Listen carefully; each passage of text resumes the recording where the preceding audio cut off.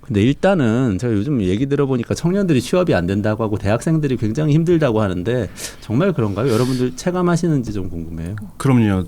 정부가 일자리위원회가 있고 일자리위원회 웹사이트에 이제 다양한 지표들이 지금 공개되고 있잖아요. 그 중에 이제 청년 확장 실업률이라는 것이 있거든요. 25%에 왔다 갔다 하고 있어요. 사실상 원하는 사람 중에 네. 일자리 못 구한 사람이 4명 중 1명 된다 그렇죠. 이런 얘기죠. 그런데 이것이 보시면 아시는 것이 청년들이 우리 한국은 위계 질서가 있잖아요. 취업이 잘 되는 대학이 있고 취업이 잘 되는 과가 있고 취업이 잘 되는 예를 들면 분야 공과대학, 문과대학 뭐 문송이라고 하는 것처럼 문과대학은 전반적으로 안 되죠. 그러면 이 25%의 충격이 평균적인 25%의 충격이 아니라 특정 대학에는 더 클 수 있고 특정 과에는 더 클 수 있다는 겁니다. 그러니까 이건 뭐냐면 사실상 아비규환 상태라는 거예요. 정말 눈물 나는 상황들이 지금 대학생들, 취준생들에게 오고 있다는 거죠. 그런 것들이 가장 크게 드러났던 것이 올해 2019년 상반기 공채입니다. 상반기 공채에 사람들이 기대를 했어요. 지난 2018년에 각 대기업 총수들이나 대기업 대표들이 대통령하고 만나면서 우리 내년에 좀 더 고용하겠다, 고용 많이 하겠다, 뭐 이렇게 약속들도 하고 그런 발표도 했단 말이에요. 그래서 많은 대학생들이 꿈에 부풀었어요. 상반기 공채에서 좀 뜨겠구나. 근데 웬걸 신세계백화점 뭐 이런 백화점만 해도 되게 10명 미만의 그래요? 티오가 신세계 이번에 10명 그렇게 뭐 신세계 글로벌이었던 것 같아요. 뭐 이런 것이 10명 미만으로 뜬다든지 자신들은 더 많이 기대했다라는 거죠. 그러면서 또 물론 부푼 꿈을 아직 완전히 접진 않았어요. 하반기 때 많이 뽑겠지. 뭐 이런 기대는 갖고 있다라는 거죠. 그러면 제가 학생들 물론 이제 일부 대학의 학생들입니다만 만나서 뭐 이런 조사할 일이 있어서 만나서 얘기를 들어보면 지금 연세대학교에서 강의하고 계시죠. 네네. 거기에 있는 이제 취업 사이트가 있다는 거예요. 커뮤니티가.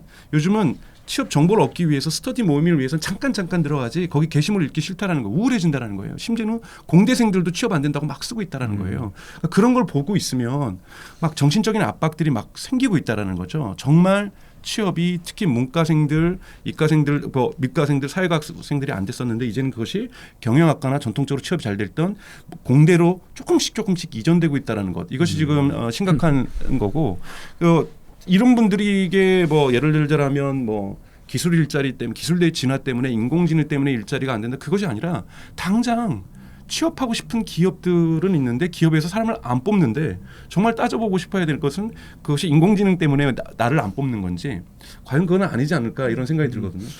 1990년대만 해도 예를 들면 우리나라가 백화점에 되게 확장세가 있었잖아요. 네네. 예를 들면 뭐 전주로, 구미로, 뭐 부산으로, 대구로 백화점들이 계속해서 경쟁적으로 막 확장될 때는요 정말 무진장 뽑았습니다. 백화점뿐인가요? 뭐 그 나중에 뭐 마트도 계속 확장했고. 그렇죠. 그러니까 성장세에 있었던 편의점도 그랬고. 성장세에 있을 때는 왕창 뽑아서 예를 들면 100명을 뽑아서 그 중에 몇 명은 뭐 적합성이 안 맞아서 떨어져 나가기도 하죠.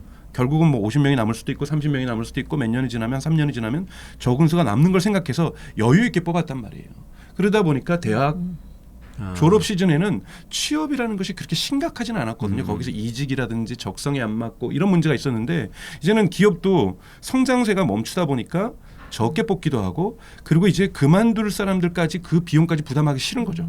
그러니까 정말 필요한 사람만 뽑으려고 노력하다 보니 기업에서는 더 적은 수를 뽑게 되고 고용하는 프로세스도 되게 복잡해지고 되게 어려워지고 그러다 보니 취업문은 더 좁아지는 거죠. 즉 트라이얼 에러로 여기 한번 취업해볼까가 아니에요. 정말 목숨 걸고 나는 이쪽 분야를 준비해야 돼.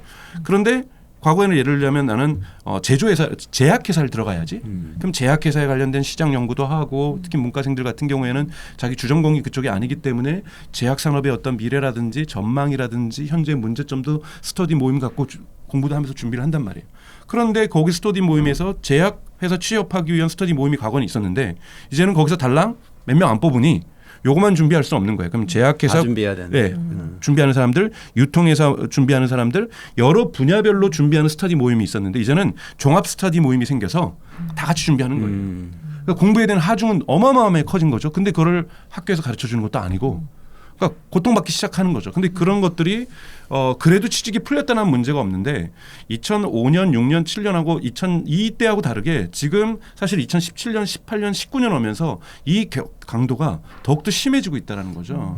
그리고 요즘 그 신입사원 공채하면은 경력자들이 그렇게 많이 간다고 그러더라고요. 그래서 뭐 요새 뭐 대학에 처음 입학하면은 다른 대학 가려고 바로 준비하기 시작하는 학생들 많잖아요. 네. 한참 전부터 그랬는데 그런 것처럼 공채로 중견기업 들어가면 바로 대기업 취업 준비하고 대기업 취업된 사람들도 심지어 우리 잘 아는 S 대기업 뭐 이런 데도 바로 공기업 시험 준비하기 시작한대요. 그래서 공기업 신입사원으로 경력자들이 다 들어간다고. 그렇죠. 왜냐하면 하더라고요. 지금은 들어가면 이직률이 되게 높습니다. 왜냐하면 이 직장에 만족하지 않고 우선 일단 터치다운 해야 되는 거예요. 그래서 일단 터치다운 한 다음에 또 이직을 하려고 하는 거죠.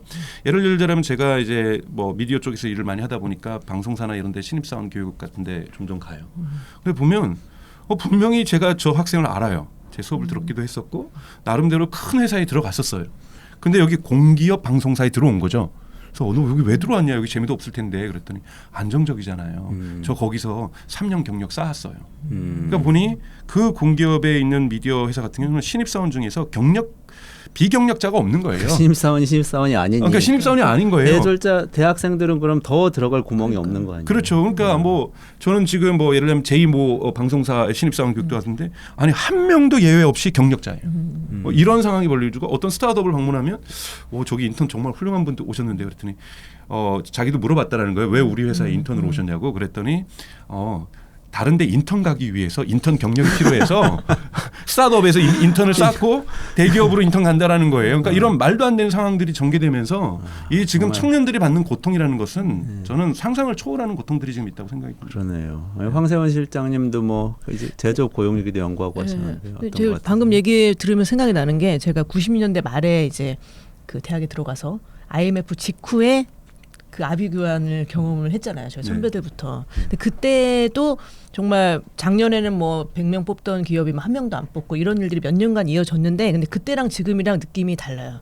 제가 느끼기에는 이제 그때는 국가 전체가 이제 위기를 맞았고 그렇다고 저 기업이 무너지지만 않으면 나중에 다시 고용을 하겠지. 근데 지금 우리가 재수없게 거의 걸린 거야라는 생각을 이제 그 세대는 했고 그때 나름대로 뭐 벤처 기업 같은 것들도 있었고 이제 다른 뭐 게임 산업이 뜬다든지 이런 게 있었기 때문에 또 이제 좀 넓혀서 취업을 또 하긴 했거든요. 근데 지금 느낌은 그러니까 기업은 무너질 정도는 아니잖아요. 기업은 나름대로 매출도 있고 영업이익도 있고 있는데 그게 이제 고용으로 이어지지 않는 것에 대한 이제 그 바깥에서 바라보는 사람들의 답답함. 그게 이제 또 하나의 느껴지고. 문제는 뭐냐면